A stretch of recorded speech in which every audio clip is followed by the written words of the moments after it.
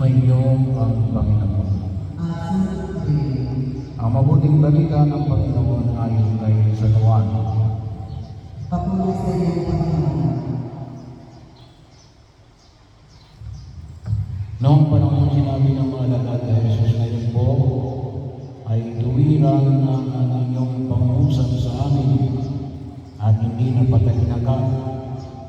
Alam na namin bagay ninyo ang lahat ng bagay at hindi na kailangan ganunin inuman. Dahil dito, naniniwala kami kayo'y mula sa Diyos.